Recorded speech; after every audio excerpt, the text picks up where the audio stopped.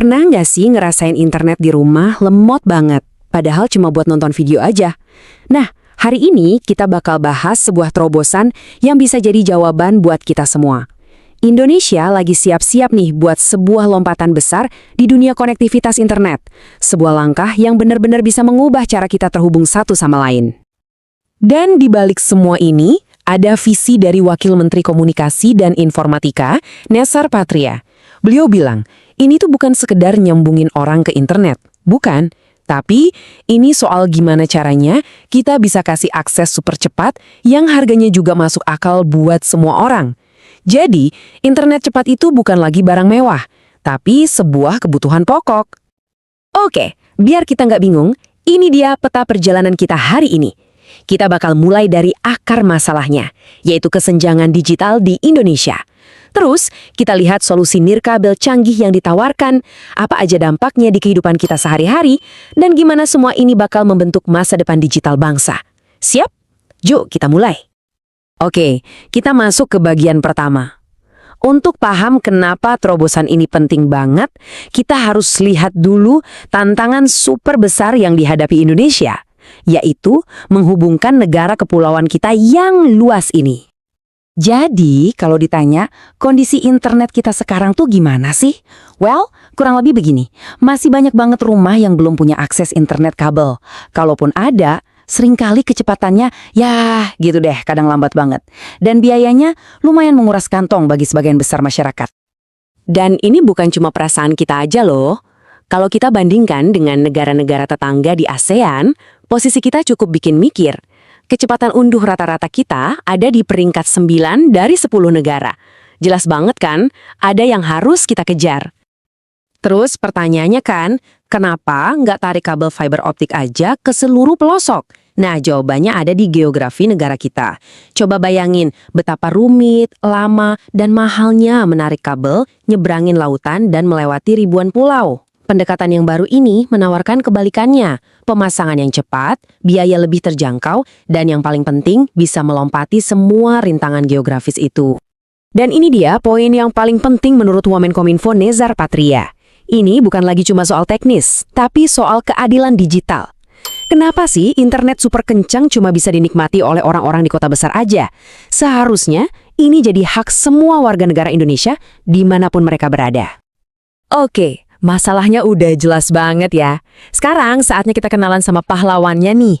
Sebuah solusi teknologi yang menjanjikan era konektivitas yang benar-benar baru untuk Indonesia. Jadi teknologi canggih ini namanya apa sih? Namanya Fixed Wireless Access atau disingkat FWA. Biar gampang, bayangin aja ini kayak kita punya modem Wi-Fi super kuat di rumah. Bedanya, sinyal internetnya itu diterima langsung dari menara 5G terdekat, bukan lewat kabel yang ditanam di tanah. Jadi, satu menara bisa menjangkau seluruh lingkungan tanpa perlu gali-gali jalan sama sekali. Keren kan? Nah, kunci rahasianya itu ada di sini. Teknologi ini berjalan di atas jaringan 5G, tepatnya di frekuensi 1,4 GHz. Angka ini mungkin terdengar teknis, tapi inilah yang jadi fondasi dari semua keajaiban ini.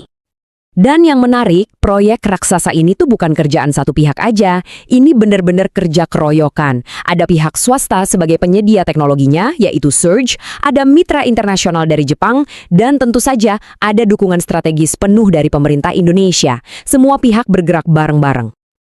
Oke, teknologinya canggih kita udah tahu. Tapi terus, emangnya ngaruhnya apa buat hidup kita sehari-hari? Buat saya, buat Anda. Yuk, kita bedah dampak nyatanya sekarang. Penting banget nih buat dicatat. Tujuan utamanya itu bukan cuma biar kita bisa nonton film tanpa buffering atau main game tanpa nge-lag.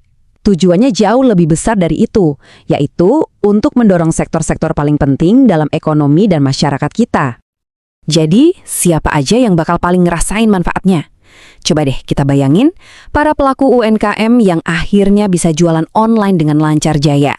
Atau para siswa di daerah terpencil yang bisa ikut kelas online dengan kualitas terbaik. Bahkan, pasien yang bisa konsultasi sama dokter dari rumah lewat layanan telemedicine. Mereka semua inilah yang jadi prioritas utama. Pada akhirnya, semua manfaat yang mungkin kelihatannya kecil-kecil ini, kalau digabungin, dampaknya jadi raksasa. Semuanya ini sejalan sama tujuan besar negara kita, mempersempit kesenjangan digital dan membangun ekonomi digital yang kuat dan tangguh.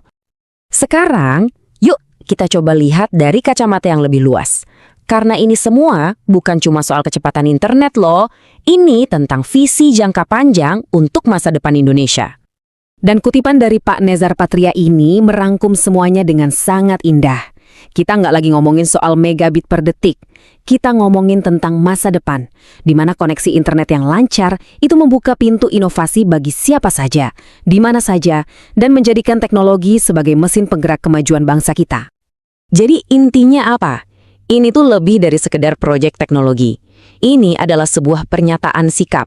Sebuah deklarasi komitmen yang kuat bahwa Indonesia benar-benar serius mau membangun masa depan di mana setiap warganya punya kekuatan digital di genggaman mereka. Jadi pertanyaan besarnya sekarang tinggal satu. Apakah teknologi nirkabel ini benar-benar bisa jadi jembatan yang menghubungkan kemajuan digital di kota-kota besar dengan saudara-saudara kita di pulau-pulau terpencil? Hanya waktu yang bisa menjawabnya, tapi yang pasti langkah pertama yang sangat menjanjikan ini sudah kita ambil.